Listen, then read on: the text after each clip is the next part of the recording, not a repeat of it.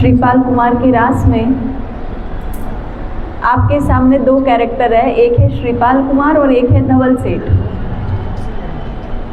दो तरफ दो व्यक्ति खड़ा है और अगर मैं आपको चॉइस करने बोलूँ कि आप किसके पक्ष में जाओगे तो किसको चुनोगे? धवल सेठ को कौन पसंद करेगा? कोई नहीं। अगर एक तरफ रहेंगे धर्मेंद्र और पद्मावती साक्षात और दूसरी तरफ रहेंगे कमठ, तो आप किसके पक्ष में जाओगे?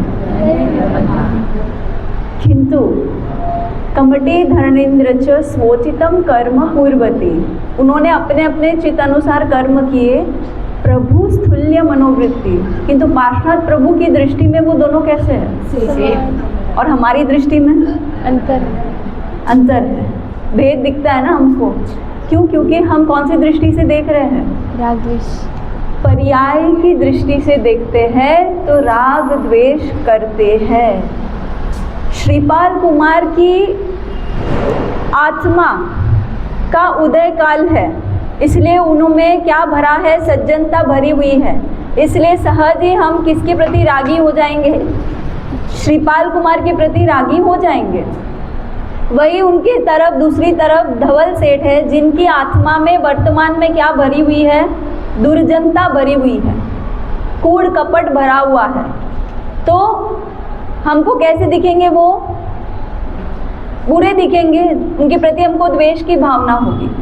तो कहते हैं दोनों के पर्यायों का दर्शन करने से हमारे मन में एक के प्रति राग होता है, दूसरे के प्रति द्वेष होता है। किंतु यदि हमें वितराग बनना है, यदि हमें राग और द्वेष से मुक्त होना है, तो हमें पर्याय की दृष्टि को त्याग करके कौन सी दृष्टि को लाना होगा? द्रव्य दृष्टि को लाना होगा। जब तक हमारे अंदर द्रव्य दृष्टि नहीं खिलेगी, तब तक हम संसार में राग द्वेष करते ही रहेंगे, करते ही रहेंगे, करते ही रहेंगे, उसका अंत ही नहीं आएगा। अच्छाई के प्रति राग सहज, बुराई के प्रति द्वेष सहज है हमारा स्वभाव अभी, किंतु ये सहज स्वभाव नहीं है। राग भी कर्म का बंधन है और द्वेष भी कर्म का बंधन है। कर्मों की मुक्ति तो दोनों में नहीं है। गौतम स्वामी को महावीर से राग था, तो मोहनीय कर्म का क्षय हुआ क्या? केवल ज्ञान प्राप्त हुआ क्या? नहीं हुआ ना। उनको उस दृष्टि से बाहर आना होगा, तभी उनका कल्याण हो सकता है। मैंने आप सबको होमवर्क दिया था कि जीव या अजीव दोनों में पर्याय का एक साइकिल चिंतन करके आना। किया है किसी ने? किसी ने कोई सोचा? हाँ बोलो, वेरी गुड।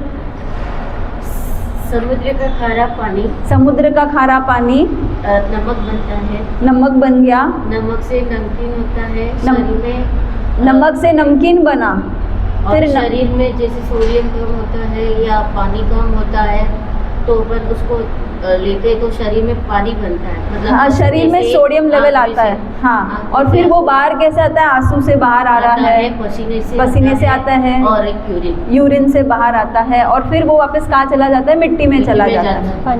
पर्याय कैसे बदल रही है, ये चिंतन करने को कहा था कि यदि हम पर्यायों को देखेंगे तो उनमें परिवर्तन दिखता रहेगा। मैं एक तरफ सोने के बिस्किट्स रख दूं और दूसरी तरफ अच्छे अच्छे डिज़ाइन के हार रखूं, तो आप सोने के बिस्किट्स देखोगे तब आप इतना राग द्वेष नहीं करोगे जितना डिज़ाइन होगी उसमें करोगे। अरे ये डिज़ाइन तो अच्छी नहीं है, अरे ये तो बहुत अच्छी है, अरे ये तो लेटेस्ट है, अरे ये तो ओल्ड फैशन है। मतलब पर्याय में जब हम उलझते हैं तो राग द्वेष आता ही आता है। बिस्किट्स में क्या राग द्वेष करोगे? वो तो सीधे से एक जैसे है, कोई फर्क नहीं है। तो वैसे ही यदि आज शिक्षक की आराधना के दूसरे दिन में सिद्ध भगवान की आराधना करनी है, सिद्ध यदि हमें बनना है, तो हमें सिद्ध बनने की कला तो सीखनी पड़ेगी ना। सिद्ध बनने की कला क्या है? सिद्ध बनने का उपाय क्या है? कि हम राग द्वेष से मुक्त होकर कहाँ आए? वीतराग दशा में आए। अक्सर हम क्या करते हैं? राग द्वेष को दूर करने का उपाय करते हैं। क्या उपाय करते हैं? भाई राग मत करो, द्वेष मत करो, इस तरह से उपाय करते हैं। तो मानो कि एक कमरे में अंधेरा है, अब अंधेरे को भगाना है, तब उपाय करोगे कि भाई झाड़ू लेकर आओ मैं, या फिर डंडे लेकर आओ, अंधेरे को मार भगाओ, तो अंधेरा जाएगा? तो क्या करना होगा? हमें अंधेरे को मिटाने के लिए दिया जलाना होगा। राइट।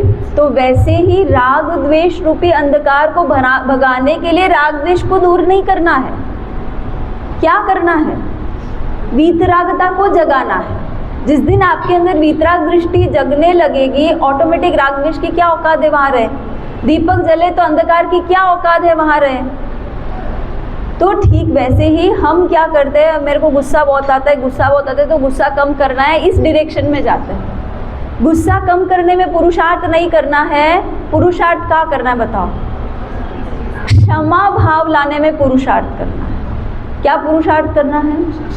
इसीलिए आपको क्या बोलते हैं? मिच्छामि दुक्कडम, मिच्छामि दुक्कडम, मिच्छामि दुक्कडम। देवसी, राई, पक्षी, चौमासी, संवत्सरी, हर बार हमको एक ही चीज़ ट्रेनिंग दे रहे, भाई मिच्छामि दुक्कडम कर लो, तो आपका क्रोध ऑटोमेटिक शांत हो जाएगा। क्रोध को शांत करने जाओगे तो वो डायरेक्शन अगेन पेसिमिस्टिक डायरेक्शन, आपको ऑप्टिमिस्टिक डायरेक्शन में जाना होगा। तो ये हम जो है प्रभु के पथ पर आगे बढ़ पाएंगे। नहीं तो जहाँ है जो क्रियाएं कर रहे हैं, जो आराधना कर रहे हैं, वहाँ के वही है। 10 साल 20 साल 25 साल 30 साल से यही कर रहे हैं और इसमें हमारा कोई प्रोग्रेस नहीं है, क्योंकि हमारी दृष्टि नहीं खुल रही है, हमें आगे का रास्ता पता नहीं है। बाहर आप क्लब में जाते थे, होटल में जाते थे, वहाँ से आप यहाँ सामयिक लेने आ गए, वहाँ का रास्ता तो यहाँ पता चल गया, आपकी आत्मा की चेतना खुली, आपको लगा कि अरे भाई क्या है, उसमें कोई सुख नहीं है, मनुष्य भाव मिला है तो थोड़ी आराधना करनी चाहिए, अब तो नवपत की होली के दिन है। ऐसे आपके अंदर से एक इंस्पिरेशन आता है और आप क्या करते हो, वहाँ टाइम वेस्ट किए बगैर कहाँ आ गए?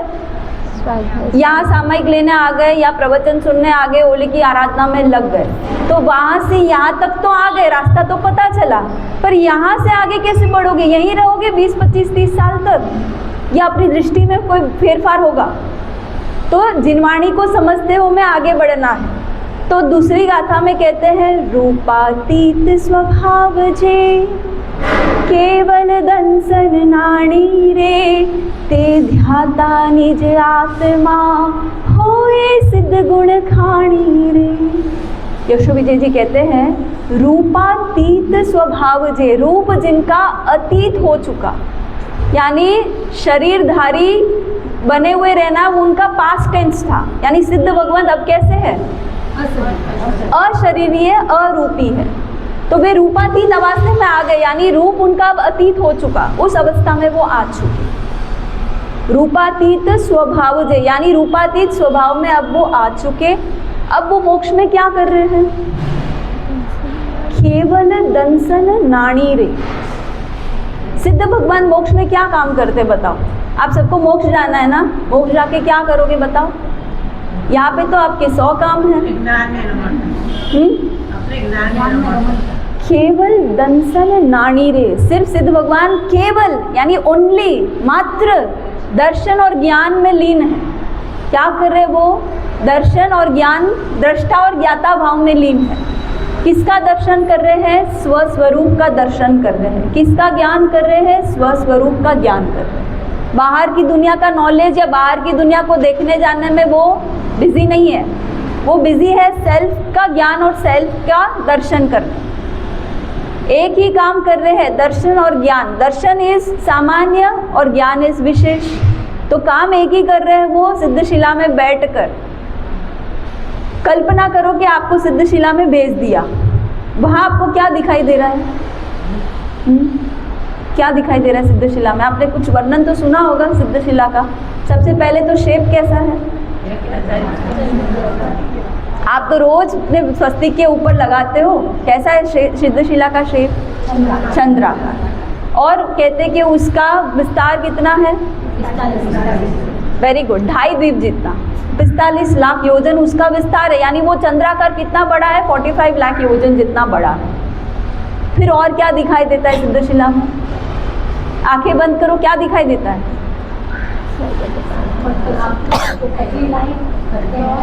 हाँ,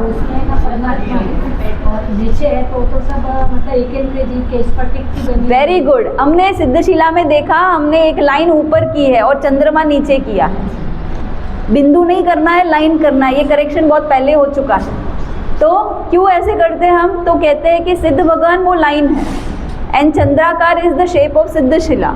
तो सिद्ध भगवान सिद्धशिला में विराजमान है, पर सिद्धशिला को टच करके विराजमान नहीं है, टू शो दैट, है ना। तो वो सिद्धशिला किससे बनी हुई है? तो बोला उन्होंने कि स्फटिक से बनी हुई है। स्फटिक कौन सा जीव है? एक इंद्रिय में पृथ्वीकाय जीव है, बराबर। तो सिद्धशिला की भूमि स्फटिक यानी पृथ्वीकाय के जीव से बनी हुई है। सोचो वो पृथ्वीकाय के जीव कैसे होंगे, वहाँ जन्म लेकर वापस संसार में आते हैं। कहाँ जन्म लेकर? क्या आप और हम नहीं जन्मे होंगे वहाँ पर? हम भी वहाँ की स्फटिक की पृथ्वी के रूप में जन्म लिए ही होंगे, पर हम अभी भी 84 लाख चक्कर में ही है। तो सिद्ध भगवान कैसे है? स्फटिक के आसन से ऊपर, उसको टच करके नहीं। अच्छा, और क्या दिखाई देता है बताओ? आंखें क्लोज करो, सिद्धशिला में आप पहुँच गए हो, अब वहाँ क्या दिख रहा है आपको? एक साथ लो में लो मिली हुई है।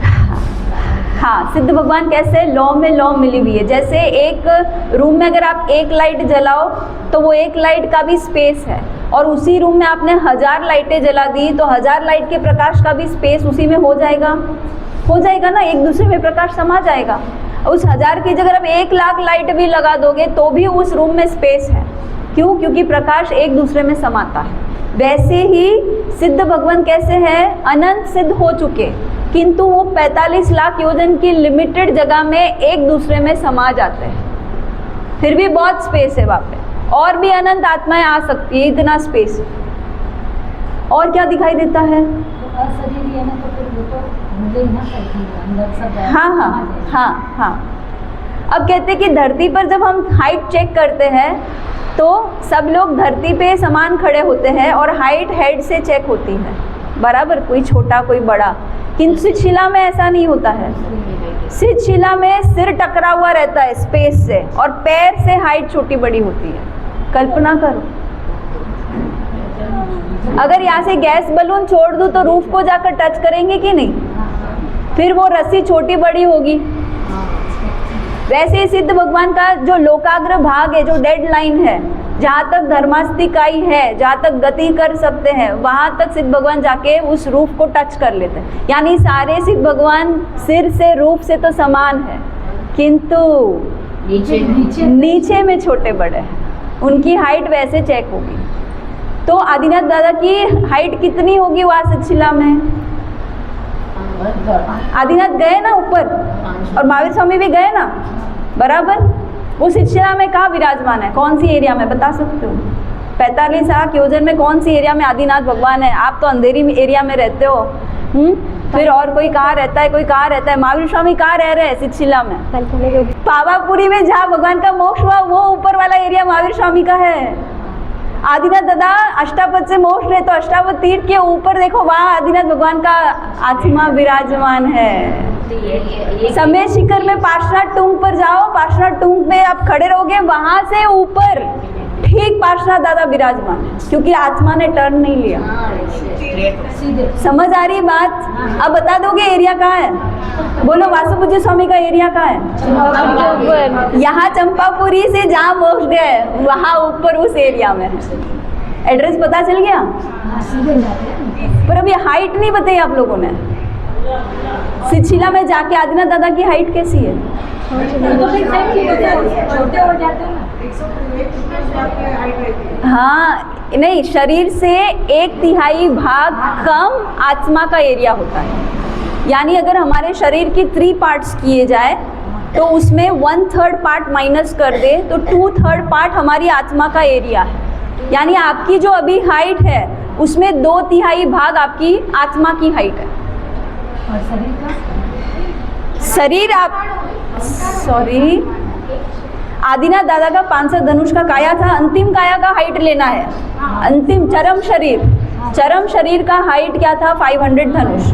उसका 2/3 कितना होगा? 333.33 333 धनुष भगवान की आत्मा का हाइट है। यानी अभी आदिनाथ दादा का एड्रेस और हाइट दोनों बता देती हूँ। अष्टापद तीर्थ के ऊपर आदिनाथ दादा विराजमान है और उनकी हाइट 333 धनुष .333 ऐसे एवरेज में उनकी आत्मा का साइज है। क्योंकि जिस काया को आत्मा ने त्याग किया अंत में, उस आत्मा की 2/3 भाग वहाँ विराजमान होती है। तो अब बता दो महावीर स्वामी की हाइट क्या होगी? 7 आदमी काया है। -1.3, 7 हाथ का -1.3 यानी 5 हाथ और कुछ, या 4.5 है ना, 4.5 आप समझ जाओ कि अप्रोक्सीमेटली उतनी हाइट की आत्मा महावीर स्वामी की विराजमान। अच्छा, अब वो कैसे है, खड़े हैं कि बैठे हैं शिथिला में?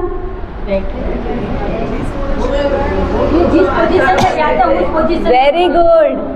उनका इसीलिए आप कल्पसूत्र ध्यान से सुनना, कौन से आसन में, अंतिम उनका हाइट क्या था, कौन से स्थान से, ये सब वर्णन होता है। तो भगवान अगर पद्मासन से मोक्ष में गए तो शिथिला में आत्मा किस शेप में होगी? अगर खड्गासन में गए तो कायोत्सक मुद्रा, कायोत्सक मुद्रा में अगर मोक्ष चले गए तो मरुदेवी की माता कैसी है अभी मोक्ष में? बैठी हुई। हाँ, हाथी भी वो जिस मुद्रा में बैठी थी वही मुद्रा शिथिला में। अब वो पोजीशन चेंज नहीं होगी, अनंत काल तक वो लोग उसी पोजीशन में रहेंगे। ना हाइट बदलती है, ना पोजीशन बदलती है, ना जगह एरिया। आप तो अंदर ही छोड़ के गोरेगांव रहने चले जाओगे, वहाँ कुछ नहीं होगा। जो जहाँ से मोक्ष लिया उसी एरिया में वहाँ विराजमान रहेगी, आत्मा का एड्रेस भी चेंज नहीं होगा।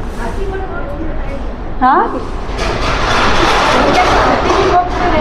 क्या? हाथी का मोक्ष में गया क्या पूछ रहे हैं? What a stupid question। हाथी मोक्ष नहीं गया है, तिर्यंस के भव से कभी मोक्ष ही नहीं होता है ना। मनुष्य भव अनिवार्य है, बिना मनुष्य, देवता भी तरस रहे हैं मनुष्य भव के लिए, क्योंकि मनुष्य भव में ही पॉसिबिलिटी है।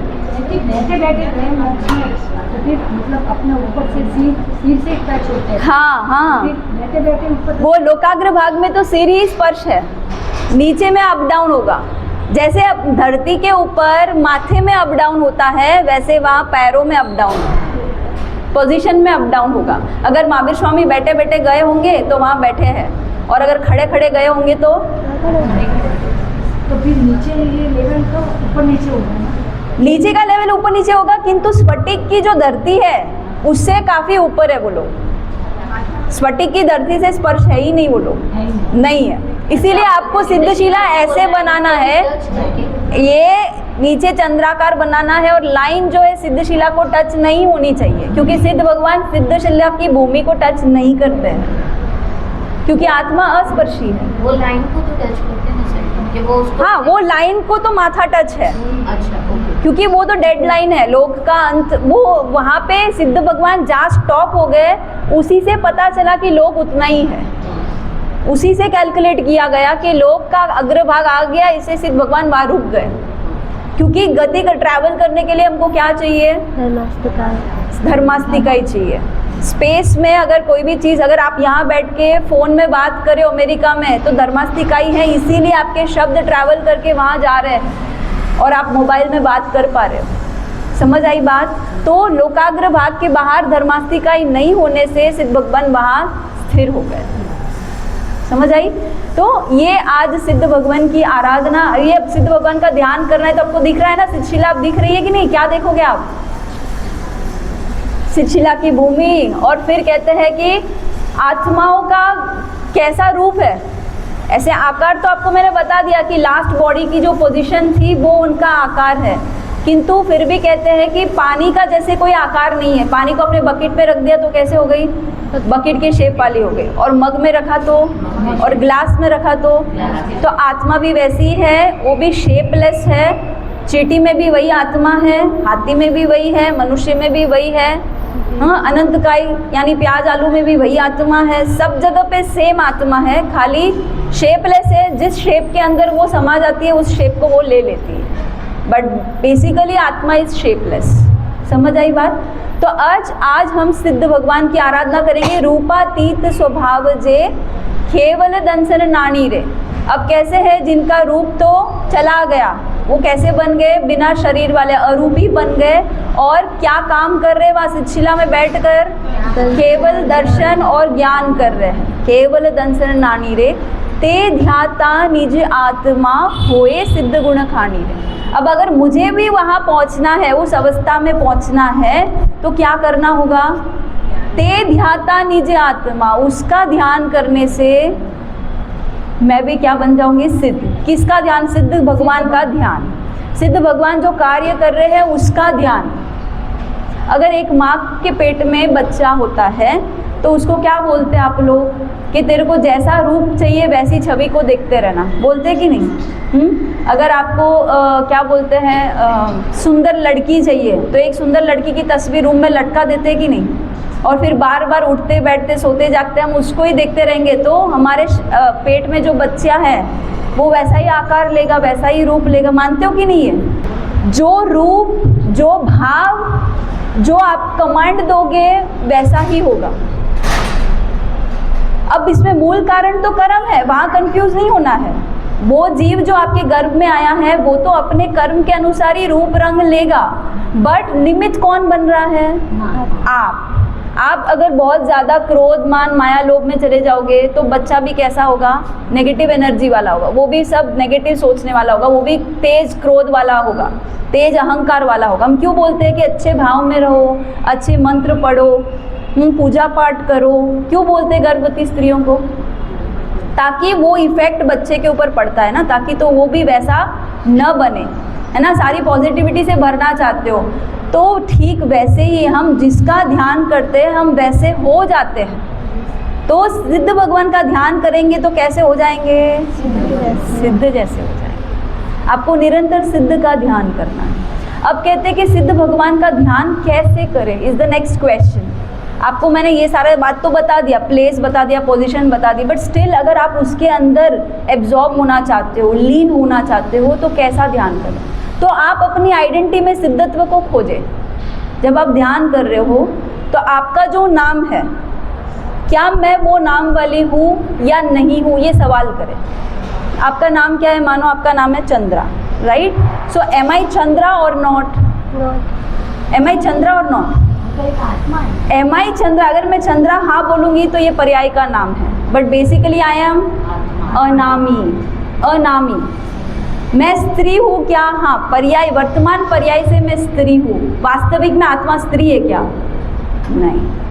तो आप अपने बारे में जो जो जानते हो उसको आपको डिस्ट्रॉय करना पड़ेगा। मैं अगर पूछूंगी आप पंचेंद्रिय प्राणियों के, एक इंद्रिय प्राणियों के, दो इंद्रिय प्राणी, तो आप कौन से प्राणी हो? पर आप पंचेंद्रिय हो क्या? अगर सिद्ध का ध्यान करना है तो सिद्ध भगवान पंचेंद्रिय है क्या? इंद्रियातीत है, इनकी कोई इंद्रिया नहीं है। यानी मैं भी कैसा हूँ? सिद्ध जैसा हूँ। तो मैं भी, ये जो पंचेंद्रिय पना है ये टेम्पररी ट्रूथ है। परमानेंटली मैं पंचेंद्रिय प्राणी नहीं हूँ। परमानेंटली मैं कैसा हूँ? सिद्ध जैसा, यानी बिना इंद्रियों वाला जीव हूँ।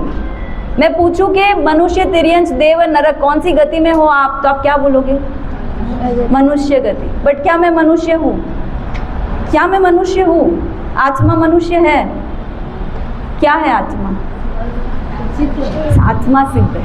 सो एवरी क्वेश्चन करो अपने आप को और वहाँ आंसर सिद्ध को लेकर आओ। ये सब सोचने का आत्मा। हाँ, आपको ध्यान कैसा, किसका करना है? सिद्ध का करना है, सिद्ध के गुणों का करना है। तो सिद्ध का गुण क्या है उसको अपने साथ कंपैरिजन करना है। आपने अपने आप को क्या मान रखा है? मैं तो सरोज।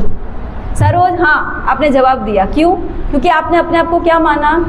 सरोज। तो अब मैं सरोज बोला तो जवाब नहीं देना है?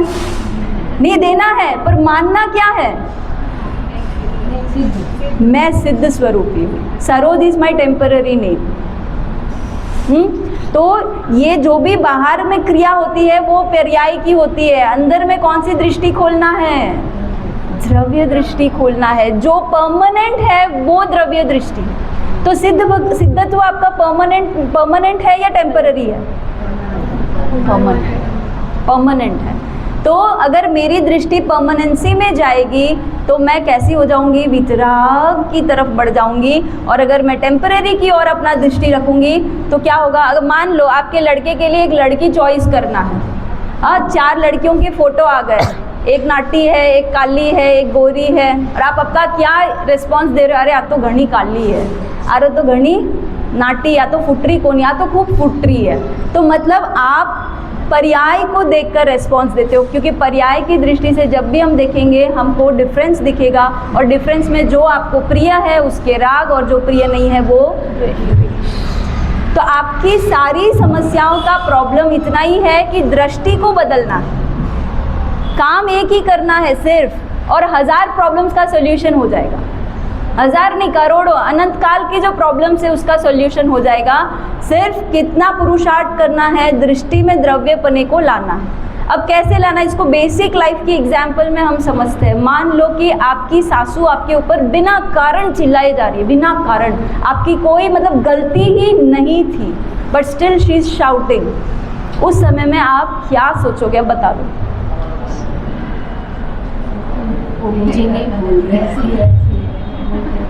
देखो वर्तमान में उनकी योग्यता यही है कि वो मेरे इस गुण को ही देख पा रहे हैं। मेरे अंदर जो सिद्धत्व है, मेरे अंदर जो सर्वज्ञता है, वो गुणों को वो नहीं देख पा रहे हैं। वो मुझे क्या मान रहे हैं, एक मामूली सी स्त्री मान रहे हैं, और इस स्त्री में ऐसी ऐसी डिसक्वालिटीज़ है, और इसीलिए वो मेरे को क्या कर रहे हैं, परेशान कर रहे हैं। अब आप उनको कैसे देखोगे? उनकी दृष्टि की तो भूल आपने निकाल दी, अब आपकी दृष्टि कैसी है? अगर आपकी दृष्टि में द्रव्य दृष्टि आ गई तो आप उनसे राग द्वेष करना बंद कर दो। आप उनको देखोगे कि वर्तमान में इनकी पर्याय ऐसी है, योग्यता ऐसी है। जैसे आपने धवल और श्रीपाल को देखा, धवल जो है वो वर्तमान में धवल की योग्यता कैसी है, पाप की योग्यता है, वो आत्मा गिरते चली जा रही है, उसकी मति मारी गई है। किंतु श्रीपाल का उदय काल है, तो श्रीपाल की आत्मा तो अपना कल्याण की तरफ बढ़ रही है और इसकी आत्मा नीचे गिर रही है। वैसे आपकी सासू की आत्मा का अगर पड़ता काल है, चढ़ता काल नहीं है, तो आप उस समय में उसको ऐसा सोचोगे कि भाई इनका पड़ता काल है, इसीलिए इनका व्यवहार ऐसे है, बट मेरे को क्या करना है, इनसे राग द्वेष नहीं करना है, क्योंकि अंततः ये और मैं एक जैसे हैं। We all are similar. मेरे में जो गुण है वही गुण आप में है, वही गुण इनमें है, वही गुण महावीर स्वामी में है, वही गुण पार्श्वनाथ में भी है। Same, we all are similar. पर हम महावीर स्वामी पार्श्वनाथ को ऐसे देखते हैं और जो पापी आत्मा है उनको वैसे देखते हैं। तो जब तक ये प्रॉब्लम का सोल्यूशन नहीं होगा, हमारे राग द्वेष नहीं घटेंगे। आपको सम दृष्टि में आना होगा। हाँ, क्योंकि हमने अनंत काल से प्रैक्टिस कर रखी है ना, ये तो नई ट्रेनिंग दे रही हूँ मैं आपको। हमने अनादिकाल से खाली राग द्वेष ही किया है। सम दृष्टि में आने का हमने कोई पुरुषार्थ नहीं किया, क्योंकि हमने जिनवाणी से वो सार ग्रहण नहीं किया। जिनवाणी का सार यही है कि अर्यंत और सिद्ध को बाहर मत ढूंढो, तुम स्वयं अर्यंत स्वरूपी हो, तुम स्वयं सिद्ध स्वरूपी हो, अपने भीतर झाँको, तुम्हारे अंदर वही सेम आत्मा विराजमान है। अगर सेम आत्मा विराजमान नहीं होती तो हम सबका मोक्ष कैसे होगा? होगा ना, हम सब तो सिद्ध है। हमारे अंदर से केवल ज्ञान आएगा कि बाहर से आएगा? तो यानी ऑलरेडी केवल ज्ञान मौजूद है ना। हम सब केवल ज्ञानी है या नहीं है? मतलब है बोलो, पर प्रकट नहीं है पर प्रकट नहीं है, छिपा हुआ। छिपा हुआ होने से क्या केवल ज्ञानी नहीं है? 100% है। अगर हीरा जो है इसका पॉलिशिंग नहीं हुआ है तो क्या वो हीरा नहीं है? हीरा अगर गटर में गिर गया है तो क्या वो हीरा नहीं है? उसकी वैल्यू कम हो गई? गटर में भी हाथ डाल दोगे हीरा लेने के लिए, तब थोड़ी सोचोगे अरे ये गटर है। हीरे की वैल्यू वही है। तो आपकी वैल्यू एकदम सिद्ध भगवान जैसी है, एकदम अर्यंत भगवान जैसी सेम वैल्यू है, पर आपने क्या कर दिया है, उसका वैल्यू डाउन कर दिया है। अपनी दृष्टि में आपने अपने आप को हीन मान लिया। वो हीनता और महानता का भेद जब तक नहीं हटेगा तब तक राग द्वेष नहीं जाएगा, समानता में नहीं आएंगे, वितरागता प्रकट नहीं होगी। तो सारा पुरुषार्थ हमें यही करना है कि हमारी दृष्टि को चेंज करना है। करना कुछ नहीं, आपकी सामायिक प्रतिक्रमण, देववंदन, तप, ध्यान जो भी आप करते हो, पहुंचना हम सबको इधर ही है कि हमको दृष्टि बदलनी है। दृष्टि बदली तो सम्यक दर्शन प्रकट होगा, क्योंकि सम स्थिति में नहीं आएंगे, राग द्वेष की गांठ नहीं खुलेगी, तब तक सम्यक दर्शन नहीं हो सकता। तो राग द्वेष की गांठ को अगर आपको भेदना है, बोला ना कल आपको, भेद छेद करी आत्मा। अगर आपको गांठ को भेदना है, उसका छेदन करना है, समस्थिति में आना है, तो आपको दृष्टि बदलने का पुरुषार्थ करना पड़ेगा। आपका पॉइंट ऑफ व्यू चेंज होगा तो ऑटोमेटिक आपके सारे कर्म चेंज होंगे। आपका way of thinking, way of speaking, way of behaving सब कुछ चेंज हो जाएगा when your point of view changes. तो इसीलिए जैन दर्शन के अंदर आप कितनी तपस्या कर रहे हो, कितनी आराधना कर रहे हो, कितनी क्रिया कर रहे हो, ये इम्पोर्टेंट नहीं है। इम्पोर्टेंट है आप सम्यक दृष्टि हो कि नहीं। इम्पोर्टेंट है कि आपका मोक्ष कंफर्म है कि नहीं। इम्पोर्टेंट ये है कि आपकी भव की गिनती शुरू हुई कि नहीं, आपने आत्मा का बोध किया कि नहीं।